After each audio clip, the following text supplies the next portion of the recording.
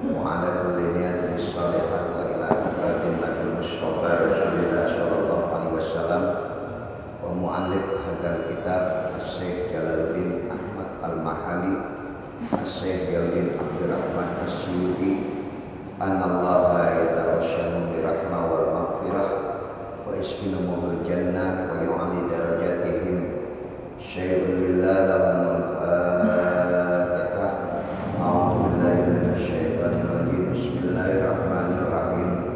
Alhamdulillahi rabbil alamin arrahmanir rahim maliki yaumiddin.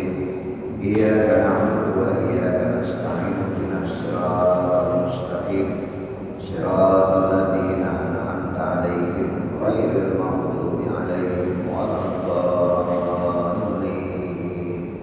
Amin amin ya rabbal alamin. Kita sampai pada surah Asy-Syams.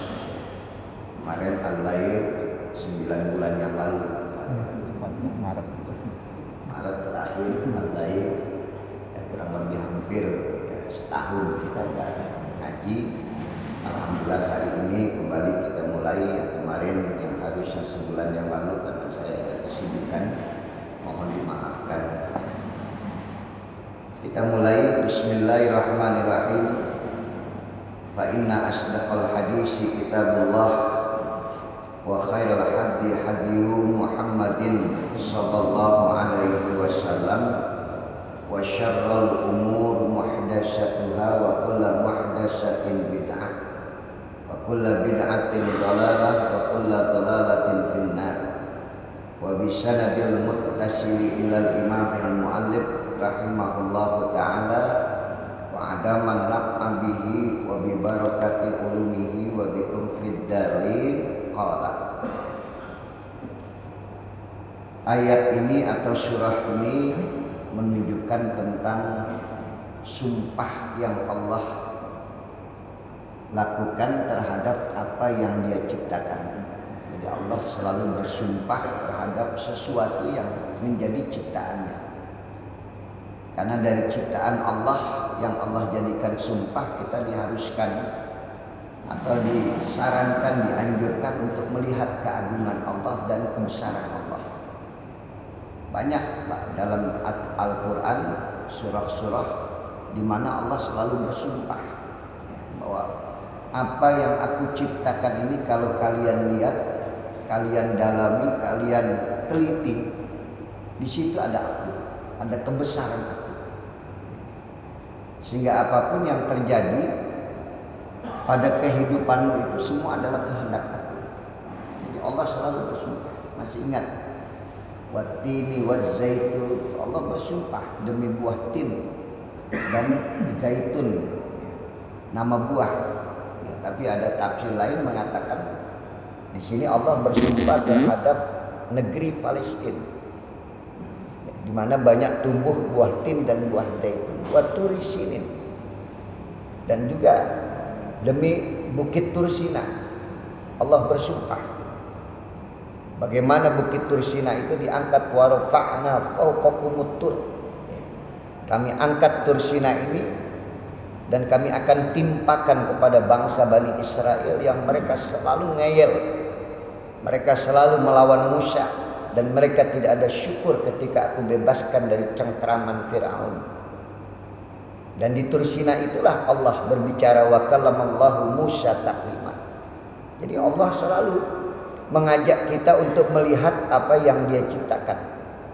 Di situ kita akan melihat kebesaran Allah. Baru kemudian wa hadzal baladil amin, dan juga Allah bersumpah terhadap negeri kota Mekah yang aman. Innal insana laqad khalaqnal insana fi ahsani taqwim. Baru setelah sumpah yang Allah lakukan terhadap apa yang Dia ciptakan, ada hal penting yang Allah ingin sampaikan kepada kita. Apa yang Allah ingin sampaikan kepada kita? Laqad khalaqnal insana fi ahsani taqwim. Sungguh kami sudah ciptakan manusia dengan sesempurna-sempurna ciptaan. Tidak ada ciptaan yang paling sempurna melainkan ketika Allah menciptakan manusia. di mana derajat manusia diangkat oleh Allah pada ketinggian derajat yang bisa melampaui derajat para malaikat. Ya. Artinya kalau malaikat itu bisa taat kepada Allah ya karena dia tidak punya nafsu. Tapi manusia dia punya nafsu, ya dia tidak suci. Artinya tadi betul-betul seperti malaikat, ya, kan tetapi dia bisa melampaui derajat para malaikat. Itulah di mana Allah bersumpah terhadap tempat-tempat atau sesuatu yang Dia ciptakan, termasuk dalam surah yang kita akan baca. Ya, kita mulai di sini. Bismillahirrahmanirrahim. Wa inna asdaqal hadis kitabullah wa khairal hadi hadi Muhammadin sallallahu alaihi wasallam wa syarrul umur muhdatsatuha wa kullu muhdatsatin bid'ah wa kullu bid'atin dhalalah wa kullu dhalalatin finnar wa bisanadil muttasili ilal imamil muallif rahimahullahu ta'ala wa adaman naf'a bihi wa bi barakati ulumihi wa bikum fid darain qala. Bismillahirrahmanirrahim, dengan nama Allah yang Maha Pengasih lagi Maha Penyayang. Surah Asy-Syams Makkiyah. Dia diturunkan di kota Mekah. Wa ayatuha, dan ayatnya ada khamsu asyarata ayatin. Ada 15 ayat dari surah Asy-Syams. Wasyamsi wa duhaha, demi matahari dan waktu duha, atau disebut dengan dauha. Ya, dengan cahayanya. Bagaimana matahari yang Allah ciptakan menjadi cahaya untuk kita. Ya, pada saat pagi kita lihat mulai terbit itu matahari. Di situ kita mulai beraktivitas kembali. Di situ kita ada kegiatan yang harus kita lakukan. Di situ ada waktu duha di mana kita bersyukur kepada Allah masih diberikan kesempatan hidup pada saat hari ini kita lihat matahari. Wasyamsi wa duhaha, demi matahari dan waktu duha, perjalanan waktu ya, dari beredarnya matahari sehingga kita tahu adanya waktu. Maka waktu ini nanti satu waktu akan berakhir, Pak ya. Tidak ada manusia yang hidup selamanya, di mana waktu yang sedang kita ada di dalamnya dia akan berhenti. Bukan mataharinya yang berhenti, tetapi waktu hidup kita. Oleh karena itu nanti kita lihat pagi matahari ketika dia terbit seperti apa. Bagaimana Allah mengatur alam semesta jagat raya ini untuk kehidupan kita. Untuk kita beramal, untuk kita melakukan aktivitas kita. Disitulah kebesaran Allah bisa kita dapatkan. Ya. Karena saya ingat Utbah bin Ghazwan, ya, pernah beliau berkhutbah. Ya, Utbah bin Ghazwan ini salah satu gubernur yang ada di Basrah dulu. Ya. Dia katakan bahwa dunia yang kalian tempati saat ini satu waktu akan binasa. Kehidupan akan berakhir. Baik kehidupan alam semesta dunia ataupun kehidupan kalian. Wa antum muntakilun. Dan kalian saat itu akan berpindah dari tempat yang akan binasa kepada tempat yang tidak akan binasa. Madawalalah, di mana tempat itu akan terus menerus ada dan tidak akan pernah habis. Sementara dunia satu waktu dia akan binasa, di mana matahari nanti Allah akan hentikan untuk beredar dan dia terbit bukan pada tempatnya semula. Disitulah kehancuran jagat raya, kehancuran alam semesta, kehancuran kehidupan manusia di dunia semuanya. Ya, kita sekarang sudah melihat Pak, ya, bagaimana peredaran waktu matahari yang begitu cepatnya berjalan. Ya, seminggu kata Nabi kalau sudah mendekati hari kiamat, 1 tahun seperti 1 bulan, 1 bulan seperti 1 minggu, 1 minggu seperti 1 hari. Ya, rasanya minggu yang lalu itu baru kemarin. Ya. Tahu-tahu kita sudah ketemu lagi hari Sabtu. Itulah waktu di mana matahari semakin hari semakin cepat dia beredar. Nanti kita akan berpindah kepada matahari yang nanti di sana beredarnya begitu lama. 1 hari akhirat sama seperti 1000 tahun dunia. Berarti kita sudah berada ini di akhir zaman ya. Perasaan saya Pak Herno ini pernah WA saya bahwa pengajian sudah dimulai sebulan yang lalu ya. Ya. Tapi ternyata waktu 1 bulan itu seperti 1 minggu kita sudah ketemu kembali ya. Inilah akhir zaman ya, di mana Nabi mengatakan fitnah yang terjadi sudah sangat luar biasa ya. Bagaimana hoax, bagaimana penyebaran fitnah yang seperti digambarkan oleh Nabi, Dajjal nanti akan menjelajahi bumi. Itu dalam 1 hari dia bisa menyebarkan fitnah yang luar biasa. Ternyata sekarang sudah kita lihat itu ya. Bukan Dajjalnya yang turun Pak, tapi fitnahnya ya, oleh anak-anak buahnya Dajjal barangkali ya. Bukan 1 hari Pak, 1 jam. Berita hoax yang ada di handphone itu bisa menyebar ke seluruh dunia itu cuma 1 jam ya. Kalau dulu gambaran Nabi berapa? 1 hari. Sekarang kita buka handphone ya, itu lebih daripada Dajjal, itu fitnahnya itu luar biasa. Ini sudah kita berada di akhir zaman ya. Satu waktu kalian akan berpindah, wa antum muntakilun, dan kalian akan berpindah, kata Utbah bin Ghazwan. Ini khutbah yang cakep sekali Pak ya. Seorang gubernur pada zaman itu yang berada di Basrah mengatakan kalian akan berpindah pada tempat yang kalian rasakan tidak ada kehancuran lagi. Bumi yang kalian tempati satu waktu dia akan hancur, dan matahari tidak lagi beredar karena sudah terjadi kiamat. Tetapi kiamat yang terjadi pada dirimu, di mana kamu harus pindah.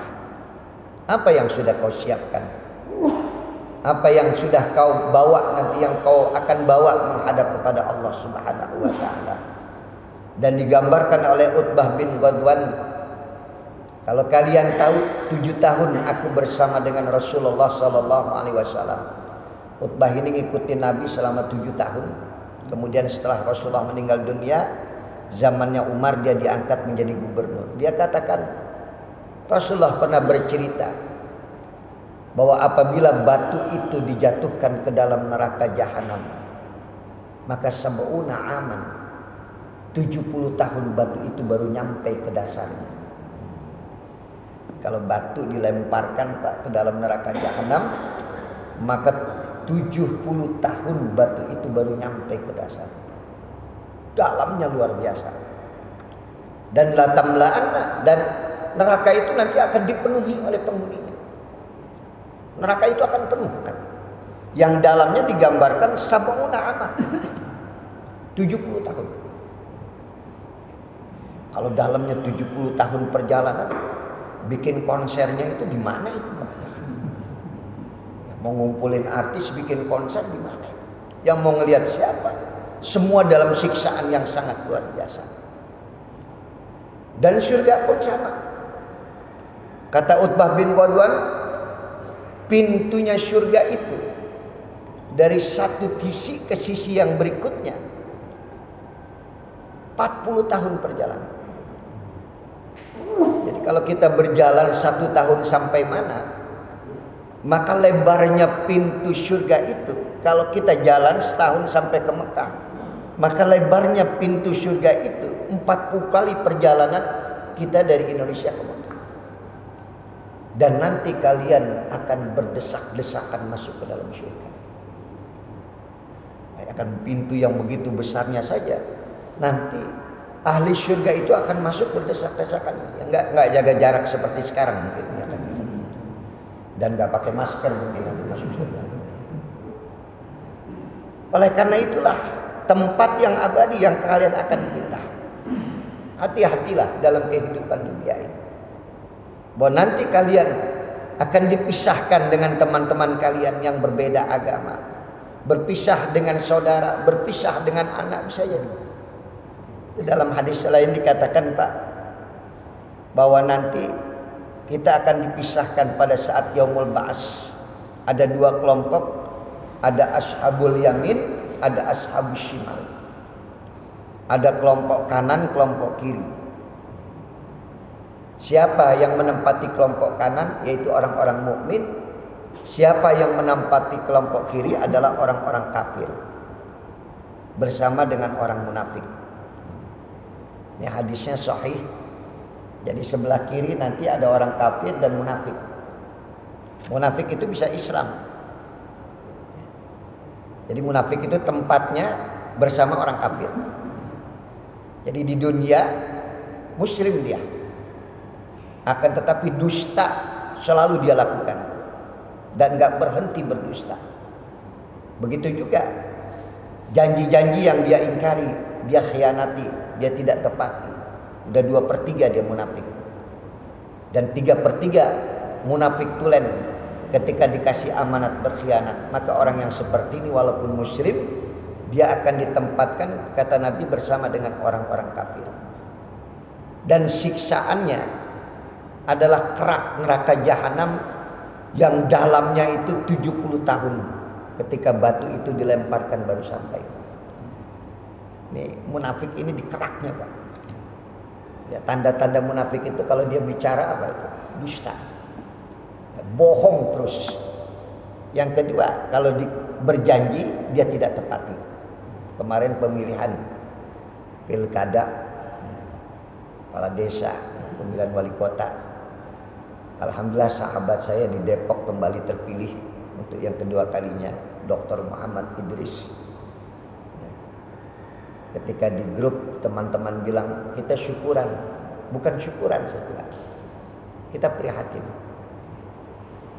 dan kita doakan. Ya, mudah-mudahan sahabat kita bisa menutup perjalanan hidupnya dengan menjabat sebagai wali kota ini dengan husnul khotimah. Karena ketika kita diberikan amanat berat untuk kita jalani, sampai Quran ditaruh di atas kepala kita. Kalau orang-orang Bani Israel, orang-orang Yahudi itu sampai gunung itu diangkat di atas kepalanya. Kamu mau taat nggak kepada aku?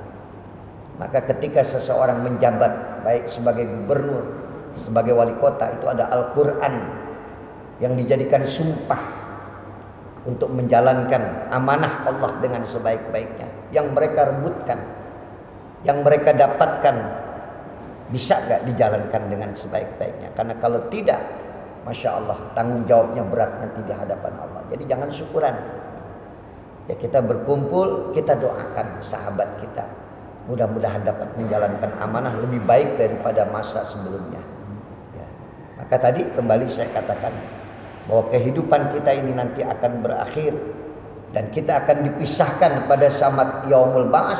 Ada dua kelompok, ada kelompok kanan, ada kelompok kiri. Kelompok kanan yaitu orang yang beriman, sementara kelompok kiri adalah orang-orang kafir dan munafik yang tadi banyak berdusta, janji diingkari, dan kemudian ketika dikasih amanat dia berkhianat. Ditutup sama Allah, Pak. Wa yasturu. Ketika Allah tutup, baru kemudian orang mukmin dipanggil satu persatu. Ya, kalau bahasa kita diintegrasi oleh Allah. Pak Herno sini. Ata'rifu dzamba kadza. Allah kasih unjuk tuh, Pak. Betulkah ini dosa yang kau lakukan waktu di dunia? Ada buku catatan. Jadi jangan dianggap bahwa hidup ini tidak dicatat. Apalagi yang menembak manusia, dicatat itu sama Allah.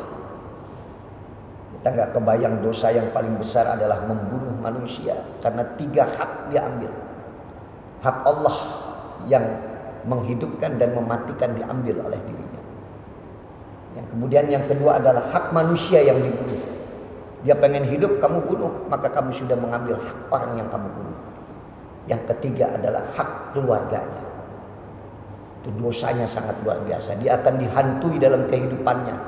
Bagaimana dia melakukan dan mengambil hak Allah, mengambil hak manusia. Kalau kita menyerobot tanah orang, itu kita cuma mengambil hak orang yang punya tanah. Tapi ketika kita membunuh manusia, makanya sampai Nabi katakan, siapa yang membunuh satu orang sama seperti membunuh satu manusia di dunia ini. Dosanya sangat besar. Ya. Ini yang nanti akan dipanggil, ditanya semua satu persatu. Ata'rifu dzamba kadza. Tahukah kamu hai orang yang beriman, apakah ini dosa yang kau lakukan? Hari itulah al-yauma nakhtimu ala afwahihim wa tukallimuna aydihim wa tashhadu arjuluhum bima kanu yaksibun. Pada hari itu mulut kita akan dikunci sama Allah. Mulut yang sering berdalih, mulut yang sering berdusta dikunci sama Allah. Wa tukallimuna aydihim, dan tangan nanti akan bicara. Wa tashhadu arjuluhum, dan kaki akan bersaksi dengan apa-apa yang selama ini kita dustakan. Tetapi orang yang beriman saat itu sudah dipisahkan dengan orang-orang yang berdusta. Dia hanya ditunjukkan orang beriman dengan dosa-dosa yang pernah dia lakukan antara dirinya dengan Allah Subhanahu wa taala. Beda dosa antara manusia dengan manusia, Pak. Ini adalah zalim, ya. Makanya az-zulma dzulumatun yaumal qiyamah. Orang yang zalim itu akan mendapatkan kegelapan pada hari kiamat. Kegelapan apa yang dia dapatkan? Kebaikannya habis. Kebaikannya habis untuk membayar orang-orang yang pernah dia zalimi. Itu nanti ada orang miskin berapa itu di Indonesia ini yang harus dibagikan sembako, berapa orang miskin? Kalau ada orang miskin 100 juta, taruhlah 50 juta orang miskin yang harus berhak menerima sembako, kemudian diambil 10.000 haknya. Itu 20 juta rakyat itu nanti akan menghadap kepada Allah menuntut haknya. Habis itu kebaikannya, Pak. Sholatnya habis, puasanya habis, semua habis. Kita nggak kebayang. Nikmat kedzaliman itu nikmat, enak dilakukan, tapi nanti akan mendapatkan kegelapan pada hari kiamat. Apa kegelapan yang dia dapatkan? Kebaikannya habis, sehingga nggak ada cahaya yang bakal menuntun dia. Kalau belum tuntas, maka Allah akan ambil dosa orang yang dizalimi dan ditimpakan kepada dia.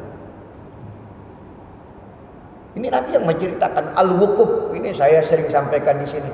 Al-wuquf baina yadayillahi ta'ala idza ta'allaqal madlum bizzalimin.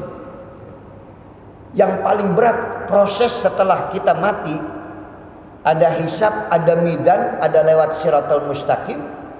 Dan ketika surga itu sudah nampak di depan mata kita, dan sebentar lagi kaki kita akan melangkah ke dalam surga, Allah katakan stop, jangan masuk surga dulu.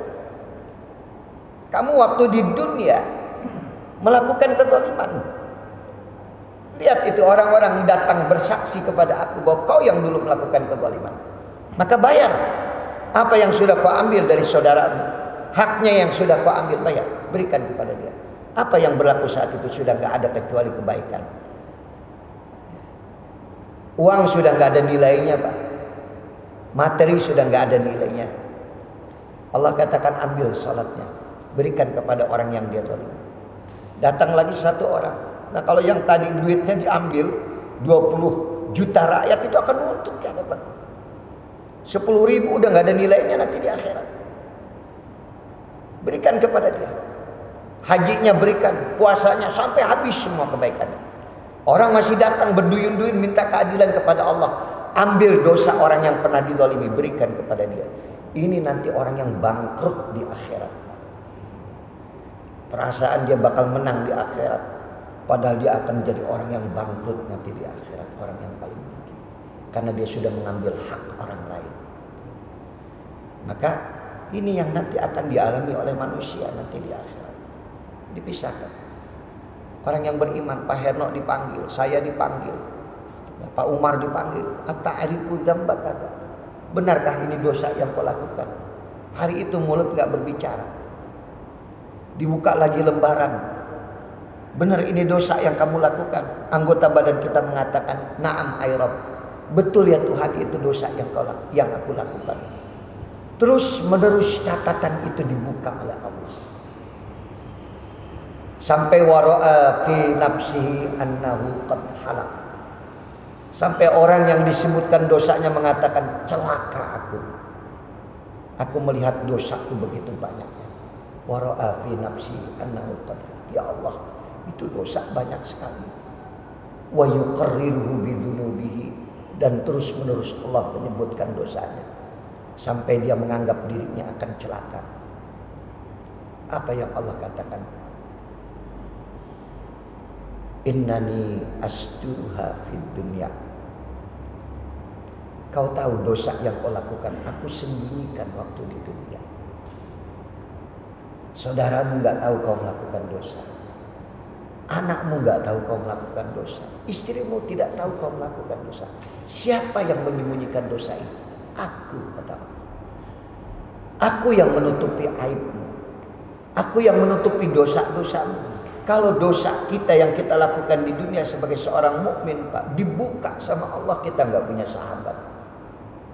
Kita ditinggalkan oleh keluarga kita.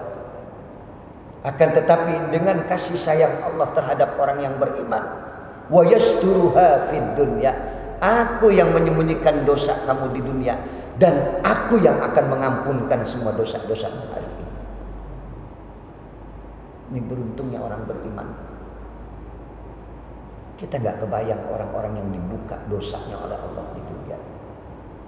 Kebohongannya nampak jelas, kejahatannya nampak jelas. Allah yang membuka, berarti Allah sudah hilangkan kasih sayang rahmat terhadap dirinya. Itu yang kita lihat di TV, dosanya kelihatan, kejahatannya kelihatan, Masya Allah. Orang ini berarti sudah tidak mendapatkan kasih sayang Allah, rahmat Allah. Nah kita alhamdulillah sampai hari ini nggak ada yang tahu dosa kita. Siapa yang menyembunyikan dosa tadi? Allah. Di situ masih ada rahmat Allah. Satu rahmat yang Allah tebarkan di dunia ini sampai dosa kita Allah tutupi. Dan 99 rahmat yang nanti akan diturunkan di akhirat. Semua dosa-dosa kita akan diampunkan. Wa yuqta kitaba hasanatihi biyaminihi. Maka saat itulah Allah berikan catatan kitabah hasanatihi, bukan kitabah sayiatihi, bukan catatan keburukan, tapi catatan kebaikan. Kenapa? Dosanya sudah dihapus. Yang tadi dibacakan oleh Allah satu persatu sudah hilang semua. Aku yang mengampunkan itu. Wa yu'ta kitabah hasanatihi, maka diberikanlah buku kebaikannya sebagai paspor dia untuk masuk ke dalam surga dengan tangan kanan. Ini yang disebut dengan ashabul yamin, orang-orang yang nanti ada pada kelompok kanan tadi, orang-orang yang beriman. Rahmat Allah, Pak. Makanya Al-Quran mengatakan wala yai'asu min rahillah, jangan pernah kau berputus asa daripada rahmat Allah. Karena sebanyak apapun dosa yang kau lakukan di dunia, dan Allah masih tutupi dosa yang kau lakukan, di situ masih ada rahmat Allah. Kau datang minta ampun kepada Allah, kau bertobat kepada Allah dengan membawa dosa sebilangan pasiran di gurun, Allah akan berikan ampunan sebesar itu pula. Itu kasih sayang Allah. Makanya kita di sini ya, melihat bagaimana ciptaan Allah, wasyamsi wa duhaha, kebesaran Allah yang sangat luar biasa. Bukan cuma kebesaran di dunia, kebesaran di akhirat yang nanti kita akan dapatkan sebagai orang yang beriman. Maka yang paling harus kita jaga di sini, Pak, dalam hidup ini adalah iman kita. Karena di akhir zaman manusia akan tergradasi imannya, akan terkikis sedikit demi sedikit dengan berita-berita fitnah yang sangat luar biasa. Hati kita sudah mulai bimbang.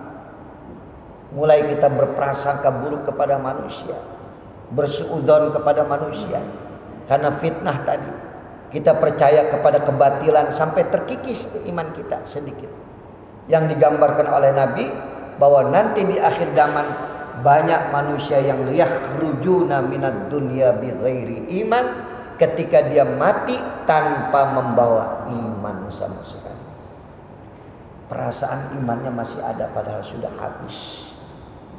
Maka doa yang paling cakep kita minta, Allahumma arinal haqqa haqqa. Ya Allah, tunjukkan kebenaran itu benar, wal batila batila, dan kebatilan itu batil, agar nampak di mata kita ini yang benar, ini yang batil. Karena fitnah yang sangat luar biasa bisa membiaskan kebenaran, menutupi kebenaran tadi.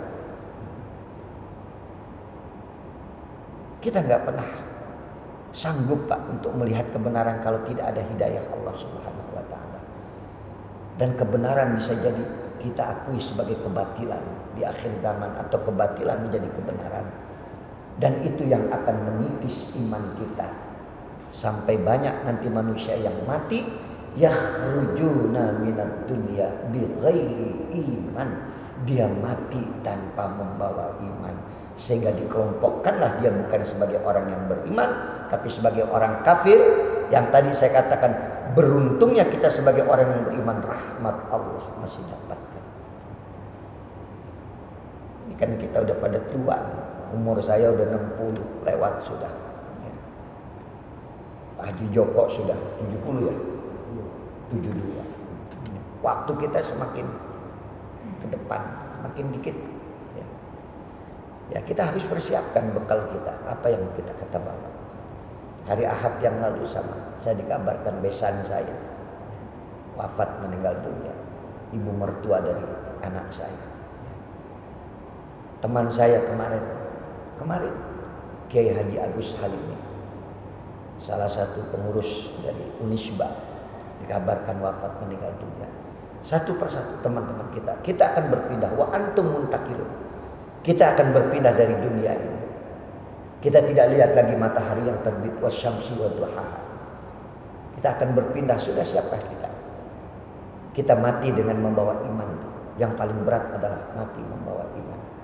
Ya Allah biha, ya Allah biha, ya Allah bihusnil khatimah. Ya zal jalali wal ikram amitni ala dinil Islam. Wahai zat yang mulia, matikanlah aku dalam keadaan Islam. Kalau kita masih punya iman, harapan kita rahmat Allah tadi akan turun kepada kita. Yang diceritakan oleh Nabi, dosa-dosa satu buku Allah hapuskan semua. Wa yu'ta kitabah hasanatihi, diberikanlah kitab kebaikannya dengan tangan kanan, masuklah kalian semua ke dalam surga, kata Allah. Berdesak-desakan nanti Pak masuknya surga. Masing-masing menunjukkan paspornya kepada siapa? Pada malaikat Ridwan ini. Catatan kebaikan saya. Dosa sudah nggak ada di sini. Kau lihat tidak ada satu. Karena hanya orang yang suci yang diperkenankan masuk ke dalam surga. Tapi ada orang yang nggak berdesak-desakan. Ya, sahabat yang langsung, orang-orang yang mati syahid. Orang-orang yang mati syahid, masya Allah, langsung dia bangkit, darahnya masih mengucur. Dan wanginya luar biasa. Dia akan masuk ke dalam surga tanpa berdesak-desakan. Ada 10 sahabat Nabi yang sudah dijamin ahli surga. Bahkan nanti ada juga sab'una alfan min ummati yadkhulunal jannata bighairi hisabin wala adabin. Nanti ada 70.000 kata Nabi dari umatku yang akan masuk surga tanpa hisab dan tanpa adab. Itu enggak ada proses mizan, hisab lewat sirat, enggak. Wasiqal ladzina taqaw rabbahum ilal jannati dzumara. Langsung digiring dia masuk ke dalam surga. Ada berapa itu? 70.000. Kira-kira ada enggak jamaah ikhwan dari yang 70.000 tadi? Ada. Ngaji aja nyender dulu, gimana 70.000? Ngantuk. 70.000 zaman Nabi aja udah habis, Pak.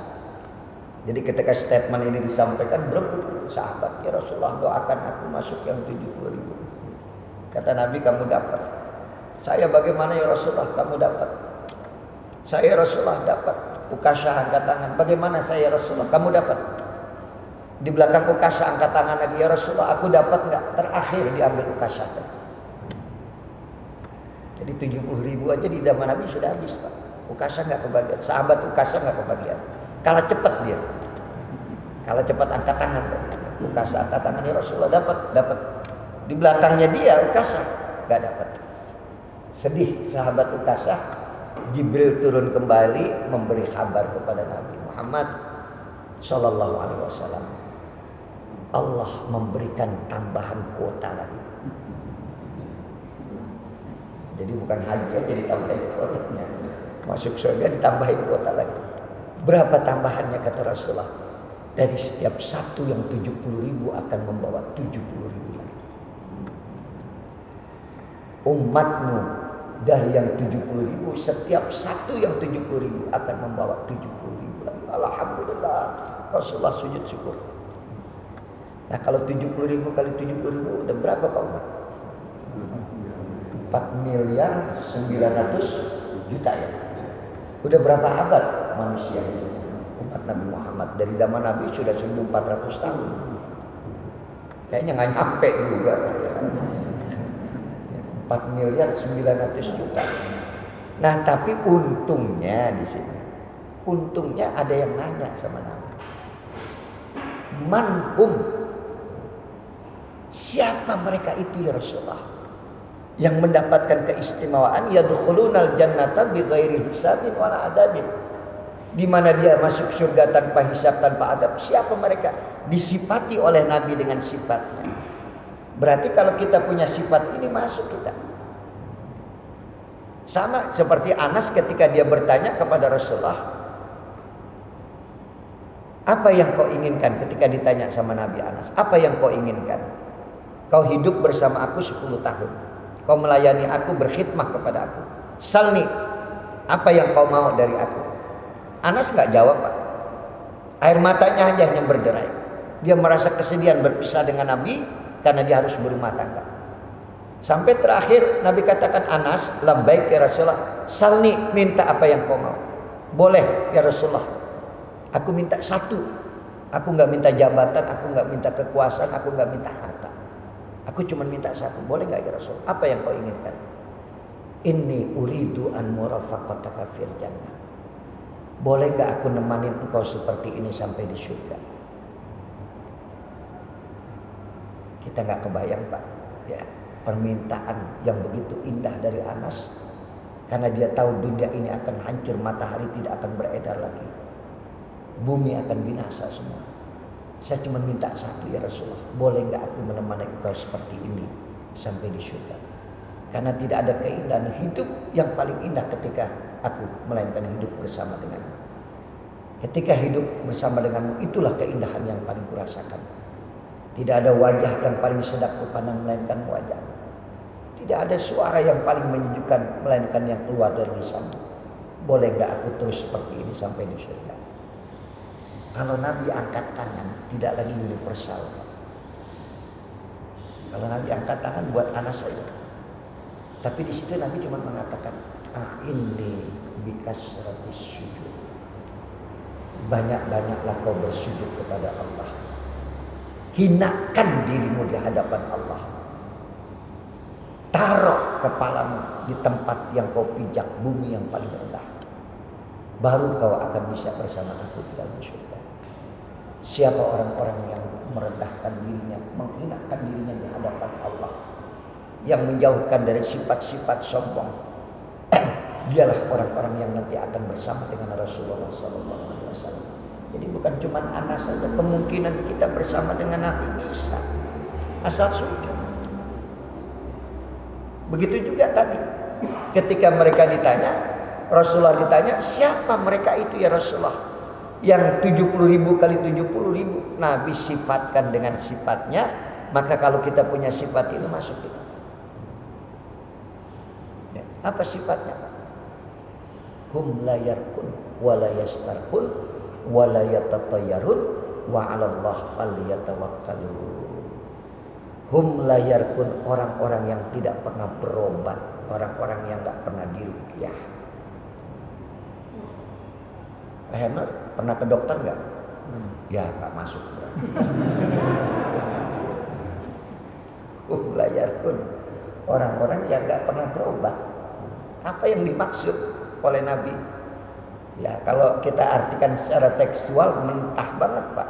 Ya, dangkal sekali. Kita menafsirkan ucapan Rasulullah. Mereka adalah orang-orang yang nggak pernah berobat. Lah Anis saja berobat. Apalagi kita ini, tiap saat kita berobat, yang mulai pada tua berobat, berarti nggak masuk. Padahal berobat itu adalah ikhtiar, wajib hukumnya. Kok seakan-akan ucapan Nabi kontradiksi? Sekarang saya mau tanya, ketika kita berobat, yang menyembuhkan kita siapa? Nah itu. Jangan pernah beranggapan bahwa manusia yang dapat menolong kamu. Hum la yakun, orang-orang yang tawakalnya kepada Allah.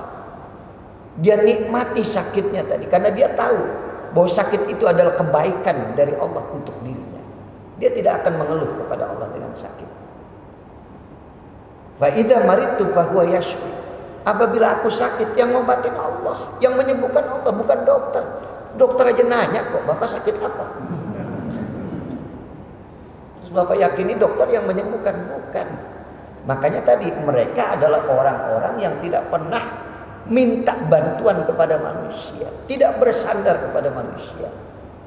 Sandarannya adalah Allah, tawakalnya hanya kepada Allah. Bapak bisa ingat apa yang pernah saya sampaikan ketika Nabi Ibrahim akan dilemparkan dalam kobaran api oleh Namrud.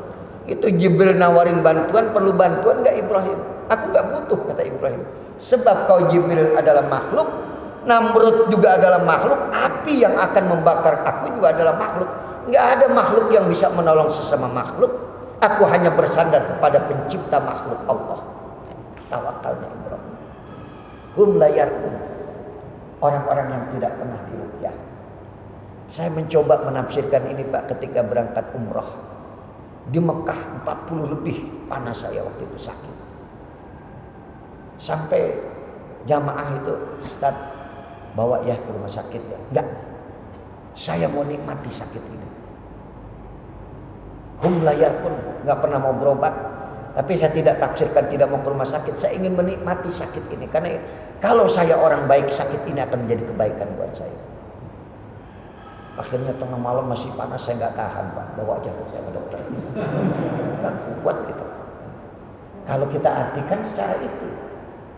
Tapi makna daripada itu adalah bahwa tawakal kita hanya kepada Allah. Yang kedua, hum la yastarqun. Orang-orang yang tidak pernah meruqyah. Berarti kalau kita artikan secara tekstual lagi, dokter nggak masuk gitu. Padahal perjuangan dokter dalam COVID ini luar biasa. Maka yang dimaksud mereka tidak pernah mengobati orang, mereka merasa tidak pernah berjasa kepada orang lain. Bahwa jangan pernah kita merasa kalau masjid ini bukan karena saya, nggak akan begini.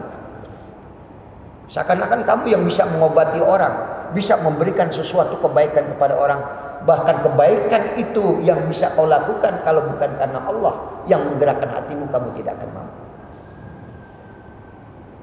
Yang ketiga, hum la yatatayyarun, orang yang tidak percaya kepada burung. Apa yang dimaksud di sini Pak? Masih ada percaya kepada mistik. Itu kalau kita dengar burung itu malam-malam suara ada yang mati nih. Ini orang-orang yang sering ke dukun, ke paranormal nggak dapat percaya kepada mistik-mistik. Ya. Dan terakhir intinya di situ, wa 'alallah falyatawakkalun. Kepada Allah mereka bertawakal. Dalam kondisi seperti ini di negeri ini, tawakal kita hanya kepada Allah. Kita serahkan semua kepada Allah. Kita manusia hanya berusaha, hasil bukan kita yang menentukan. Fa idza azamta fatawakkal 'ala Allah. Kita sudah didik anak kita, kita sudah berikan pengetahuan kepada anak kita, kita sudah bekali anak kita. Hasilnya bukan kita yang menentukan. Itu yang namanya tawakal. Ya. Berusaha dan menyerahkan semua urusan kepada Allah. Ahli surga adalah orang-orang yang selalu bertawakal diri kepada Allah. Dia tidak akan mengeluh dengan ketetapan Allah. Yang seringkali ketetapan Allah bisa jadi pahit dan getir dalam hidup kita. Tetapi tadi itu adalah hak Allah untuk menetapkan apapun yang terjadi pada diri kita. Ya. Jadi siapa ahli surga tanpa hisab, tanpa adab? Kesimpulannya adalah wa 'alallah falyatawakkalun. Mereka adalah orang-orang yang sangat tawakal kepada Allah. Dan itu kita biasakan, kita baca Pak. Ya. Tadi saya pagi-pagi mau berangkat agak berat juga. Ya. Karena 9 bulan jarang berangkat pagi. Tiba-tiba maksain hari ini. Ya, saya katakan maksain karena itu tadi berat.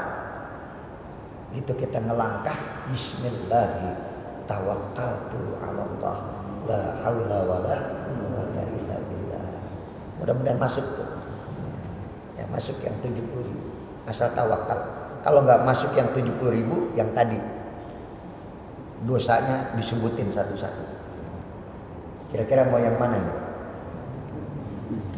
Yang dosanya disebutin satu-satu juga diampunin Pak. Asal masih ada apa tadi? Asal kita jangan berhenti untuk berharap dengan rahmat Allah. Ya, Wallahu a'lam bishawab. Cukup. Mudah-mudahan ada manfaatnya.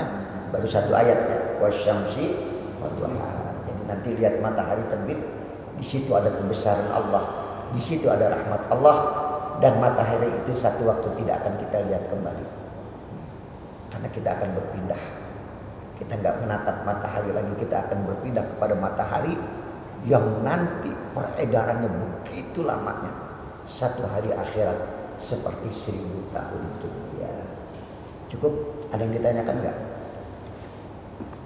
Pas ya? Mari kita baca suratul Fatihah ya Pak ya. Saya juga mohon Fatihah untuk sahabat saya. Satu persatu sahabat saya sudah mulai hilang. Almarhum Kiai Haji Agus Halimi, mudah-mudahan Allah ampunkan dosanya.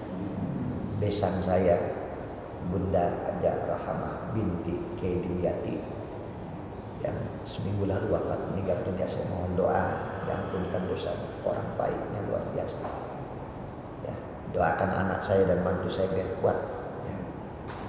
Sampai anak saya telepon, ayah, kakak ini pindah ke Lampung karena pengen nemenin ibu, bawa cucu-cucu ibu, biar ibu bilang sekarang ibu sudah nggak ada. Ya, sudah, kamu sabar. Dia adalah orang baik, insya Allah. Ketetapan itu jadi kebaikan. Banyak orang-orang yang sudah wafat meninggal dunia, termasuk Bunda Hajah Khalidah yang tidak bisa melihat matahari kembali. Wasyamsi wadduhaha. Ya, itulah kebesaran Allah dan rahmat Allah. Kita doakan Allah ampunkan dosa-dosanya, diterima segala amal ibadahnya. Syai'un billah lahumul Fatihah. A'udzubillahi minasyaitonirrajim. Bismillahirrahmanirrahim. Alhamdulillahirabbil alamin arrahmanir rahim maliki yaumiddin. Iyyaka na'budu wa iyyaka nasta'in ihdinas siratal mustaqim. Siratal ladzina an'amta 'alaihim ghairil maghdubi 'alaihim waladdallin. Wa'fu 'anna ya karim, wa'fu 'anna ya karim. Allahumma bihaqqil Fatihah bisyai'il Fatihah bi kalimatil Fatihah.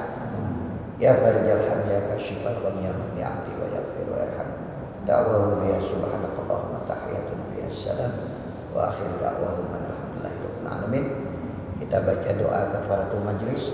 Bismillahirrahmanirrahim. Subhanakallahumma wa bihamdika asyhadu an la ilaha illa anta astaghfiruka wa atubu ilaik. Wassalamualaikum warahmatullahi wabarakatuh.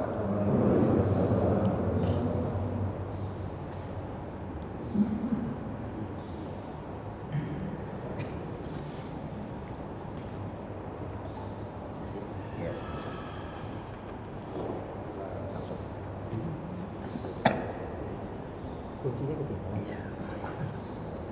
Waalaikumsalam.